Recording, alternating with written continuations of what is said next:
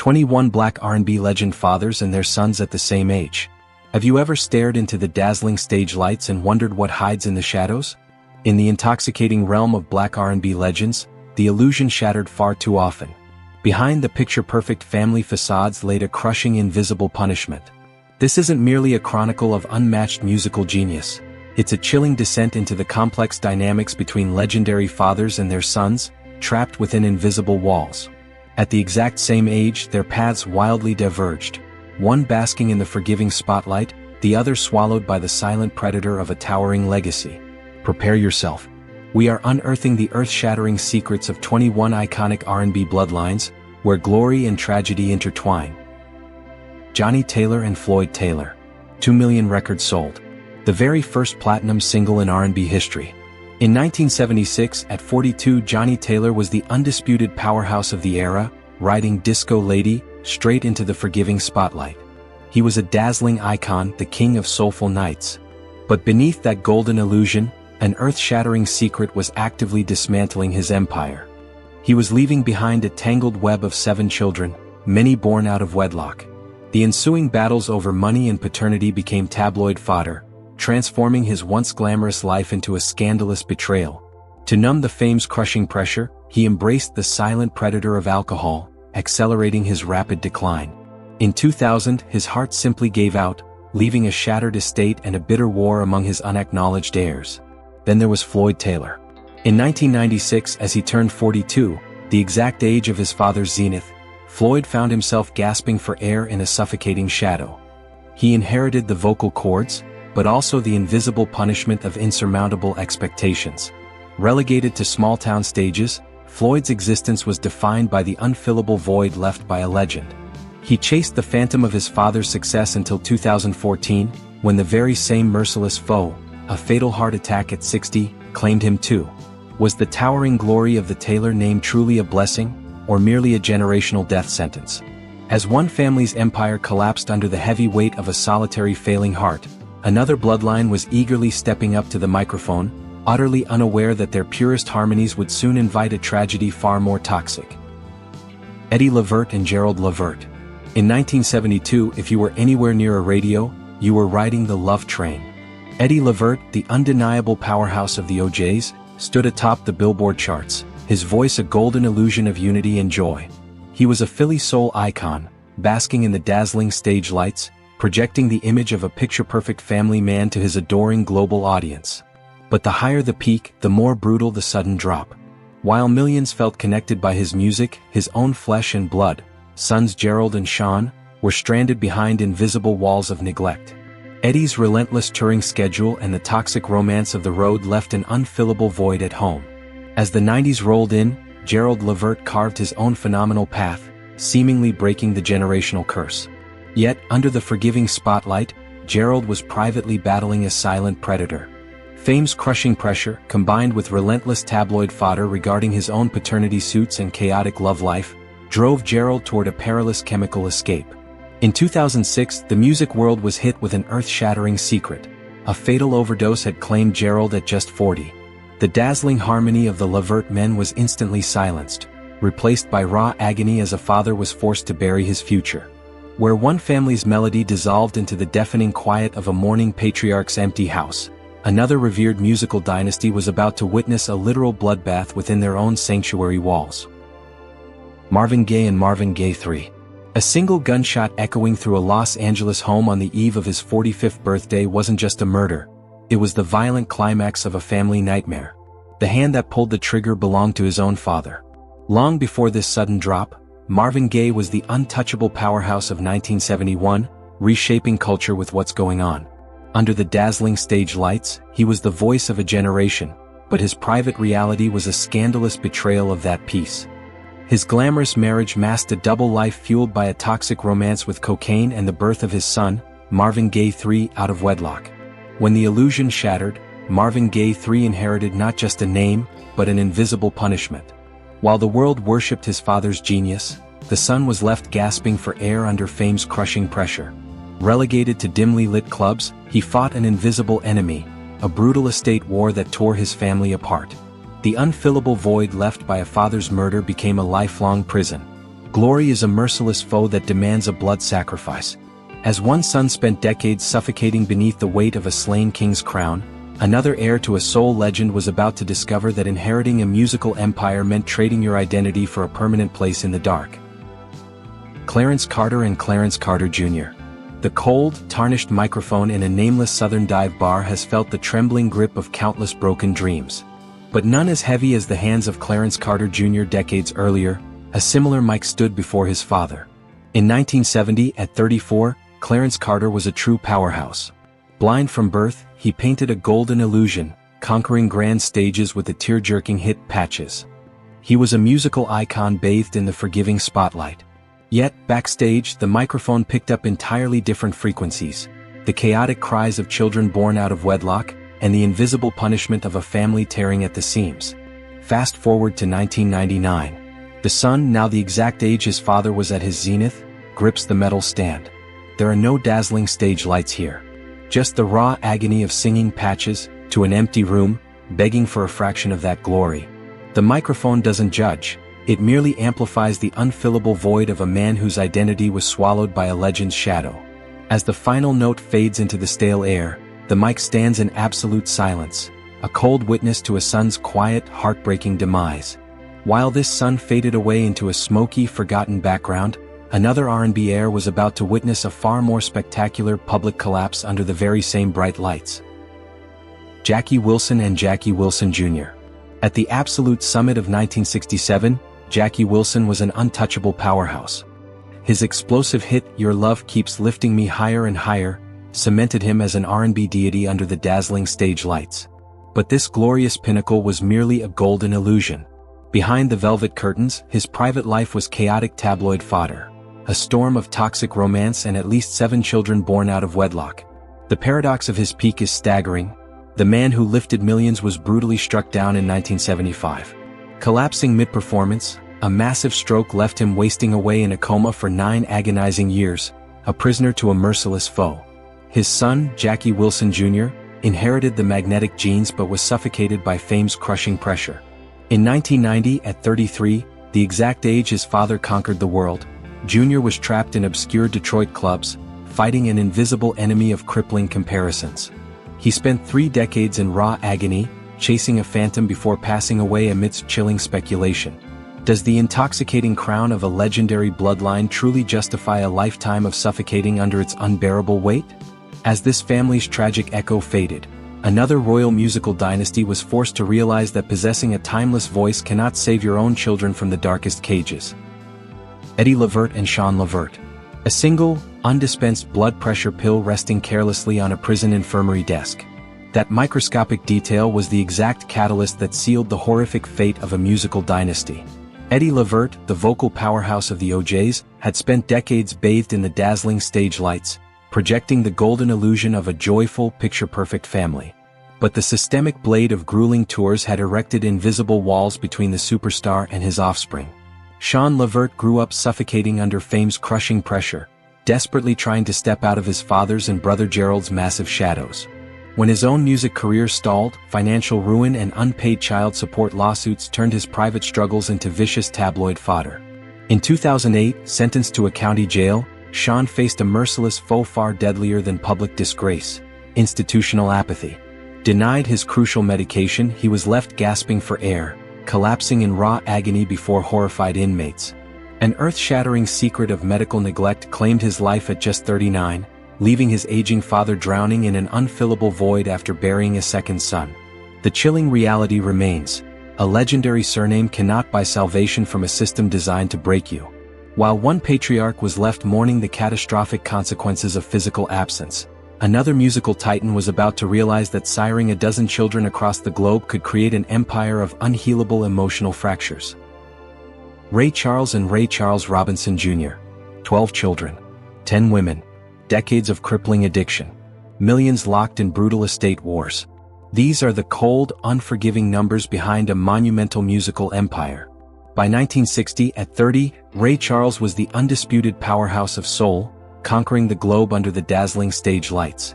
But the math of his private life was pure chaos.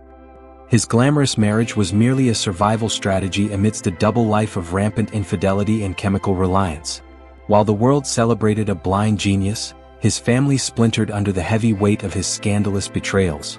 Ray Charles Robinson Jr. inherited these devastating equations. By 1985, at 30, his father's exact zenith age, Jr. was a statistical anomaly, a legend's son suffocating in empty Los Angeles dive bars. The invisible punishment of sharing a titan's name became a silent predator, breeding crippling self-doubt. He spent decades calculating the unfillable void left by a father who was physically present on records but emotionally bankrupt at home. The ultimate inheritance wasn't royalties, it was raw agony. The final tally of fame is a devastating equation where immortality's price is paid by the next generation. As one royal heir drowned in the cold calculations of a fractured dynasty, another son of a soul pioneer was quietly realizing that even the most enduring anthems of loyalty could not stop a family from drifting into absolute obscurity. Ben E. King and Benjamin Earl King Jr. It wasn't a sudden tabloid scandal or a fatal overdose that dismantled Benjamin Earl King Jr. It was a phantom residing strictly inside his own mind. He was stalked by the silent predator of an unbeatable legacy. In 1961, at just 23, his father, Ben E. King, became an immortal powerhouse, echoing through eternity with Stand By Me. Basking in the forgiving spotlight, Ben Sr. projected the pristine image of a picture-perfect family. However, the systemic blade of relentless global touring and grueling royalty wars with record labels created an unfillable void at home. By 1986, Benjamin Jr. reached the exact pivotal age of 23. Yet, instead of conquering the dazzling stage lights, he was trapped behind invisible walls and dimly lit New York dive bars. He fought an invisible enemy of crippling self-doubt and relentless public comparisons. There was no scandalous betrayal to blame, only the raw agony of fading into obscurity while bearing a monarch's name. Fame's crushing pressure suffocated his ambition, proving that a man's spirit can be entirely consumed by a ghost long before his physical form ever falters. While this quiet tragedy unfolded in the forgotten corners of empty lounges, another forgotten son was about to learn that sharing the DNA of a globally worshipped, sightless genius guarantees that you will remain entirely invisible to the world. Stevie Wonder and Kwame Morris.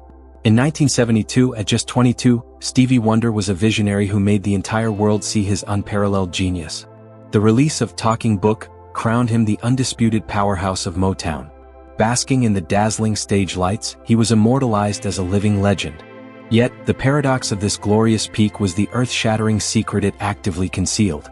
Behind the golden illusion of musical perfection lay a fractured reality of toxic romance, a near-fatal car crash, and a quiet string of out-of-wedlock children. In 2010, his son, Kwame Morris, reached that exact pivotal age of 22. But instead of commanding roaring arenas, Kwame was entirely swallowed by empty LA dive bars. He was an unrecognized face carrying a titan's blood, suffocating under fame's crushing pressure. The systemic blade of his father's omnipresent legacy left him gasping for air, rendering him an eternal phantom. Can a father's blinding brilliance fundamentally extinguish his own son's light? As this suffocating silence systematically erased one musical heir, another universally adored frontman was about to discover that a velvet voice could never successfully hide the ravenous demons waiting just backstage. Smokey Robinson and Barry William Borup. A single, fleeting moment of betrayal in 1968 birthed a lifelong merciless foe for two generations.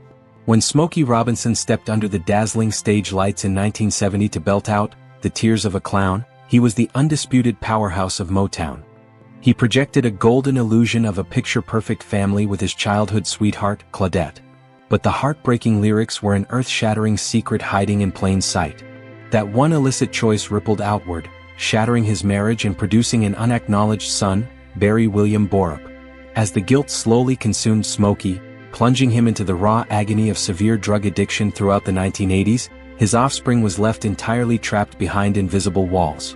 By 1998, as Barry reached 30, the exact age of his father's zenith, the cruel consequences of that one decision fully crystallized.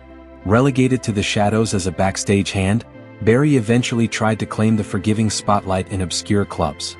Yet, the systemic blade of being permanently labeled the unofficial out-of-wedlock heir severed any genuine chance of solo success. He was left gasping for air, forced to sing his father's classic hits to thin crowds, serving an invisible punishment for a scandalous betrayal he didn't even commit. Fame's crushing pressure proved that a single misstep can doom a descendant's fragile ambition. While this illegitimate heir quietly faded into the backstage darkness of a fractured Motown dynasty, another golden voice was discovering that the very song that built his empire had actually robbed him blind from the very first note. Percy Sledge and Percy Sledge Jr. The recording industry is a brutal machine engineered to extract genius and discard the human shell. In 1966, at 26, Percy Sledge was catapulted from a worker into a global powerhouse. His timeless record, When a Man Loves a Woman, melted America. Yet, beneath the dazzling stage lights, a systemic blade was quietly bleeding him dry. Vicious contracts robbed him of fair royalties for his defining hit, leaving him financially crippled while executives profited. He sought refuge in a toxic romance of booze and endless parties, shattering his marriage to Rosalie King. By 1993, Percy Sledge Jr. inherited this exact invisible punishment. Chasing his father's ghost, he was relegated to singing that same stolen anthem in small bars, gasping for air beneath fame's crushing pressure. Unable to match a legend, he took side jobs to survive. Percy Sr. was ultimately drained by liver cancer in 2015. Now 58, Jr. remains trapped in an unfillable void. The golden illusion of stardom is merely a gilded cage demanding generational sacrifice. While this financial exploitation birthed a quiet, lifelong melancholy, another celebrated corner of the R&B kingdom was about to erupt into sheer, unadulterated violence. Wilson Pickett and Michael Pickett. A violent voice shattering arenas, that was Wilson in 1965. As an explosive powerhouse, he dominated the forgiving spotlight. Yet, his golden illusion masked a psychological ghost. Offstage, a merciless foe of drunkenness, unhinged violence, and toxic romance consumed him, violently fracturing his family. By 1995, Michael stood on a dimly lit Georgia stage, gasping for air. Mimicking his father's thunder brought only the raw agony of obscurity. Inheriting the invisible punishment of a notorious surname, Michael was left battling strangers in a vicious estate war, drowning in an unfillable void. Glory's debt is collected in absolute silence. While rage dismantled this bloodline, another soul icon invited a fatal chemical predator to ravage his entire universe. David Ruffin and David Ruffin Jr. The cold leather of an anonymous limousine felt the final, shallow breaths of a Motown deity. In 1965, David Ruffin was the powerhouse behind My Girl, projecting a golden illusion under the forgiving spotlight. Yet that leather seat only witnessed his sudden drop. Consumed by a toxic romance with cocaine, his scandalous betrayal ended with him dumped at a hospital, dying in raw agony. 3 years later, a cheap microphone in a boarded-up Detroit bar absorbed a similar despair. Gripped by David Ruffin Jr., gasping for air, it echoed the invisible punishment of childhood neglect. Trapped behind invisible walls, he sang his father's hits to an unfillable void. The applause had perished long before the son ever took the stage. While this discarded heir choked on ashes, another legendary son was about to witness destiny violently rip a blazing star straight from the sky. Otis Redding and Dexter Redding. He had just recorded a masterpiece destined to immortalize him. In 1967, at merely 26, Otis Redding was an absolute powerhouse. Basking in the dazzling stage lights, he projected a golden illusion of limitless ascension. Yet, just days after cementing his peak, his physical vessel was violently ripped from the sky. The icy waters of Lake Monona became a merciless foe, claiming the king of soul in a catastrophic sudden drop. Left behind was 5-year-old Dexter Redding. By 1988, reaching the exact age his father's timeline froze, Dexter inherited an invisible punishment. While the world worshipped an eternal icon, the son was gasping for air in empty clubs, suffocated by the unfillable void of his surname. Dragged through brutal estate wars, he became a collateral victim of an illusion shattered. Can an eternal anthem truly compensate for a father's deafening absence? As freezing waters swallowed one legend mid-flight, the unforgiving earth prepared to trap another soaring icon in absolute, suffocating silence. Otis Clay and Mark Clay. The recording industry doesn't just devour artists, it starves their descendants. In 1972, Otis Clay was a vocal powerhouse under the dazzling stage lights. Yet, behind this golden illusion, a systemic blade of predatory contracts ruthlessly consumed his royalties. He traded his family for grueling survival tours, leaving an unfillable void at home. By 2000, Mark Clay reached his father's pinnacle age. Trapped behind invisible walls and tiny dive bars, he was gasping for air beneath fame's crushing pressure. The industry only recognized him as a phantom of a stolen legacy. Following Otis's fatal heart attack in 2016, Mark inherited nothing but raw agony. As this forgotten son withered in the silence of stolen royalties, another colossal funk empire was destined to violently collapse into a vicious battlefield of blood and greed. Isaac Hayes and Isaac Hayes III. A gleaming gold Cadillac. In 1971, that extravagant machine symbolized a true powerhouse. At 29, Isaac Hayes had conquered the world, projecting a golden illusion of invincibility. Yet, beneath the dazzling stage lights, his empire rested on quicksand. The sudden drop was ruthless. By 1977, bankruptcy seized the mansions and royalty checks. Fame's crushing pressure exposed a chaotic reality of monumental debt and out-of-wedlock children. His son, Isaac Hayes III, inherited this fractured kingdom.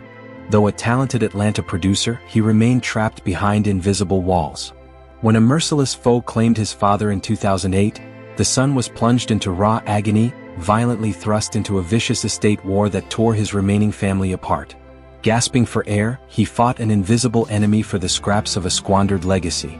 While bankruptcy dismantled this golden funk kingdom, another romantic maestro was discovering that selling millions of records could never buy salvation from a failing physical body. Barry White and Daryl White. A cold dialysis machine ultimately replaced the romantic baritone that once seduced the globe. In 2003, a devastating stroke and organ failure left the maestro of love battling a merciless foe. Decades earlier, Barry was an undisputed powerhouse, basking in the dazzling stage lights. However, his picture-perfect family was merely a golden illusion. Backstage, crumbling marriages, toxic romance, and chaotic paternity demands triggered an earth-shattering secret of domestic ruin. His son, Daryl White, inherited this raw agony. Gasping for air beneath fame's crushing pressure, Daryl faded into the obscurity of tiny LA clubs. The unfillable void of a fractured family proved that an immortal voice cannot outsing physical decay. While failing organs silenced this romantic colossus, another revered soul pioneer was willingly injecting his own destruction directly into his veins. Bobby Womack and Bobby Truth Womack Jr. In 1972, Bobby Womack was a soulful powerhouse, cementing his legacy with Across 110th Street. Under the dazzling stage lights, he projected a golden illusion of invincibility. But a psychological ghost was already tearing his sanity apart. His controversial marriage fractured completely when an earth-shattering secret of domestic horror struck: the tragic accidental drowning of his young son. This sudden drop triggered a relentless, toxic romance with cocaine, rapidly turning his chaotic life into tragic tabloid fodder. His surviving son, Bobby Truth, was forced to navigate this terrifying environment. Gasping for air beneath fame's crushing pressure, Jr. spent his years in obscure LA dive bars, fighting an invisible enemy of his father's addiction. Trapped behind invisible walls, he inherited only raw agony and bitter estate battles after Bobby Sr. died in 2014. The soul truly perishes long before the physical body finally breaks. While chemical escapes mentally decimated this specific bloodline, another globally adored household was about to be permanently disfigured by a literal baptism of boiling vengeance. Al Green and Al Green Jr. A jagged patch of grafted burn tissue. That microscopic scar maps a horrific toxic romance. In 1974, Al Green was an undisputed powerhouse, dominating the dazzling stage lights with Let's Stay Together. But this golden illusion violently shattered when a jealous lover poured boiling grits upon him, initiating a catastrophic sudden drop. Surviving this raw agony, he abruptly abandoned secular fame for the church pulpit. However, his son Al Green Jr. inherited a severe invisible punishment. Gasping for air beneath fame's crushing pressure, Jr. faded into obscure Memphis dive bars. Trapped behind invisible walls of poverty, he faced an unfillable void left by a distant, holy patriarch. The brutal reality remains: holy water simply cannot wash away generational trauma. While divine intervention seemingly saved one iconic soul, the chilling metallic slam of a maximum security prison door was preparing to completely cage another untouchable funk emperor. Rick James and Tai James. The deafening clank of prison bars violently severed the king of punk funk from his throne. Before this sudden drop, Rick James was an unstoppable powerhouse under the dazzling stage lights. But backstage, an earth-shattering secret of relentless cocaine abuse fueled a terrifying double life. His chaotic mansion bashes rapidly deteriorated into violent tabloid fodder, culminating in a grotesque kidnapping conviction that permanently shattered his golden illusion. His son, Tai James, was raised within those toxic walls, inheriting a severe invisible punishment.